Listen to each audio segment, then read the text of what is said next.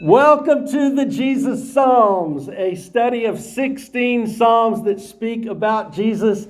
This lesson covers Psalm 1, which I've called the two ways. If you notice on your copy of the NKJV at the top, it says, name this Psalm. You get to make that up. You read it, you decide what it means to you, and you put it at the top. This is what this Psalm means to me. None of the Psalms have names. Now, your Bible might have names for it, but that's just somebody like you making it up. So after you read the Psalm and you're familiar with it, you make up your own name and you put it there. You make it your own. I'm calling it the two ways. You might like that, and you can use that if you want to. Psalm 1 is going to introduce us to two ways of life. It says really there's only two ways for a human to live their life. They can live it in proper relationship to God or not. If it's not in proper relationship with the Lord, it falls into the other category. And the Bible calls that other category ungodly. Not godly. But ungodly also means wicked. And that implies that there's part of you that is actively going against the Lord if you're not living according to His will for your life, His plan. And so the Bible makes it very straight here. You're either living according to God's will for your life or you're not. And if you're not, you're in that category that it calls ungodly. If you are living your life according to God's word and God's will and God's way, it will affect your speech. It will affect your actions. It will affect your relationships. It will affect your thinking patterns. The Word of God in you will have an effect on you. It will come out in your life. And that's what we're trying to do in studying the Bible. It's not just to learn it, but it's to absorb it, like I said earlier, to get it into our character so that we live it out without even having to think about it, without even having to worry about what's right and what's wrong. We live according to that word that we've put within us, and it comes out naturally. It comes out naturally. So here we go. Let me show you the structure of Psalm 1. You've got Psalm 1 right there, and I encourage you to pull it out and write some notes on it if you want to. We're going to identify the parallelisms, some of them, and we're also going to talk about the different groups here because there's three sections. Let me show it to you. Verses 1 through 3 is going to talk about the righteous, and they are described as blessed, stable, seasonal, which means they go through seasons, and they're still righteous, but they go through seasons, just like a plant, but they're always flourishing. They're always healthy. They're always living well. And then the second section is going to talk about the group we don't want to be, the ungodly. Look at this. They're rootless. They're controlled not by themselves. They're controlled by outside forces like the wind. The Bible uses the analogy of the wind. They're blown around. They're blown away by the wind. They're not controlling their life because they're ungodly. It also calls them the chaff. Chaff was worthless. And the people that are not living their lives according to the Lord's plan, in the end, their life is worthless. No matter what they accomplish, no matter what they gather in their 70 or so years that they're alive here, some more, some less, but it's worthless if the life is not lived in a relationship with the Lord. That's what Psalm 1 tells us. Their life is like chaff. It's the throwaway part. It also mentions they are perishing, they are decaying, and they're going away, they're disappearing. So at the end, we have a comparison at the end of the psalm, verse 6. It's a very short psalm. It just says there's two ways. There's the righteous way. It means you're in right relationship with the Lord. If you're not in the right relationship with the Lord, it calls you, or let's say them, not us. It calls them ungodly because they have no hope and no future. Wow, well, it's very straightforward. All right, here we go. Listen to it. Don't read it. Just listen to it, okay? The Book of Psalms. Psalm 1. Got you with that, didn't I? Let me get some water. Blessed is the man who walks not in the counsel of the ungodly, nor stands in the path of sinners, nor sits in the seat of the scornful. But his delight is in the law of the Lord, and in his law he meditates day and night. He shall be like a tree planted by the rivers of water, that brings forth its fruit in its season, whose leaf also shall not wither, and whatever he does shall prosper.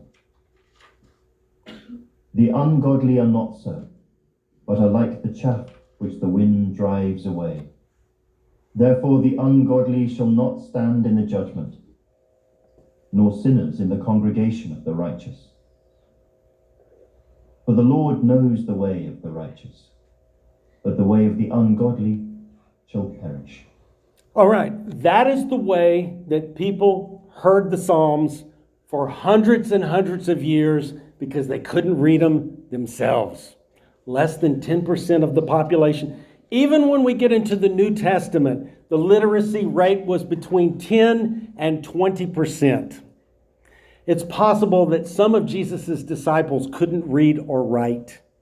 And even if they have books in the Bible named after them, they may not have actually penned it because they may not have been able to write. The New Testament says they looked at Peter and John and they knew that they were ignorant and unlearned men. They probably couldn't read or write, even though we've got books in the Bible by Peter and by John. They were narrating and using a writer, somebody that could write, that wrote those books for them. So what you just heard, that's the way people heard the Psalms for many, many years. Let's look at this real quick. I know we're getting close to being done tonight, but I wanted to get this psalm covered with you because it's just great. The first section talks about the righteous. You ready, Jackie? Sure. Finally, here we go. Blessed. There you go. Blessed. Okay. This word in this context means content with his condition. Don't think about money, okay? It's not about money. It has no connotation to money. It means content with his condition in life. Fortunate. It looks like he's lucky. You know what I mean? You see somebody, they're getting all the breaks. Cops never give them a ticket, only get a warning. It looks like he's lucky, right? That's one of the meanings of this blessed. Prosperous in his efforts. Doesn't matter what he's doing, it works. It works out well. Whatever he tries, it seems like everything he touches, I don't want to say turns to gold because then you start thinking about money again. But he wins best in show. It also means favored by the Lord, and it also means living in abundance, meaning he has what he needs, not what he wants, but he has everything he needs. That's what this word in the beginning of the whole 150 Psalms means. It starts out with the word blessed, and now here we go. Jackie, you ready? Go ahead and read the rest of it. Blessed is the man. Blessed is the man. He's not a king. He's not a rich man. He's not a ruler. He's just a man. He's like us. All of us could be this man. At this point, every one of us could be this man. And when the psalm starts, he's already blessed. You got the picture? A little bit more color to this. In Hebrew, this was written with such an emphasis that it's more like, this is what people say when they see that guy. They say, he's blessed. That's what this means right here. People say, he's blessed. So the blessings are obvious. People see the blessings. Okay? Remember, we're not talking about money. We're talking about being sufficient in what he needs. This man has it. He's got everything he needs. It looks like he's lucky, but he's not lucky. He's blessed. All right, so here we go. Jackie? Who walks not in the counsel of the ungodly, nor stands in the path of sinners, nor sits in the seat of the scornful. First thing we learn about this man after we find out he's blessed is there's things he does not do. He's defined by these things he does not do. Now, it's going to tell us some things he does do, but he's more defined by the things he doesn't do. Why doesn't he do them? He restricts himself. The blessed man restricts himself from doing some things. He doesn't take counsel from that other group. Remember the other group? We got the righteous and the ungodly. He doesn't listen to what the ungodly say. He does not pay attention to their advice. He doesn't look at this right here. This is a progression from walking to standing to sitting. You might think about this as somebody walks by the ungodly. The next day, instead of just walking by the ungodly, he actually stands where the sinners are standing. And then the next day, he's sitting down with them. And not only is he sitting with them, he becomes one of them. So this is telling us a lot about the company that this blessed man keeps. And this blessed man protects who influences him and what kind of company he keeps. Now, Paul said in the New Testament, if you want to avoid all the ungodly, you've got to leave the world. I don't know if that includes the moon and Mars. I mean, it's a thought, but I guarantee you if you get there and there's other people, there'll probably be some ungodly when you get there. So Paul said we can't avoid the ungodly. We're not talking about that, but we're talking about influence. Who influences you? And he's defined, the blessed man is defined by who does not influence him. And then now here, I believe that. I was going to say what type of parallelism, and it's expansive because look, each phrase is adding to that. Now this is special because it's a triple instead of a pair, but it still counts as parallelism. It goes from walking to standing to sitting. So that's a progression. That's expansive parallelism. I'm sorry we're going so fast. Go ahead, Jackie. But his delight is in the law of the Lord, and in his law he meditates day and night. This is what he does do. It's the only thing it tells us he does. Now, I'm sure he does other things, but if you distill down what he doesn't do and what he does do, this is it. He delights in the law of the Lord, and in his law he meditates day and night. Now, what kind of parallelism is that? Does it say the same thing? Does it say the opposite? Is it building? Is it repeating? Is it a picture? Think it's building? Anybody else? Let's see what the answer is. Oh, equivalent. It's the same thing. But don't worry if you didn't get it. This is just to enhance our meaning. He delights in the law of the Lord, and he meditates in it day and night. It's not something that he has to be forced to do. He wants to do it, and that's why he does it day and night. And then look at this. You know what this is? There's our word right there. Like? Simile. It's a simile. He's like a tree. He's not a tree, but he's like a tree. How is he like a tree? He's planted by rivers of waters. In Israel, it's mostly dry. It's mostly arid. They don't have big trees because they don't have big water. Not much. But if you were to see a big flourishing tree, you would think, where is it getting its water from? Well, we know the water comes through the roots, but the roots are the unseen part. And so this blessed man has an unseen part in his life that's feeding him. I came across this phrase and I just love it. I'm going to give it to you. I'm making it my own. But let me make sure I get it right. Here it is. The secret to the Christian life is the secret Christian life.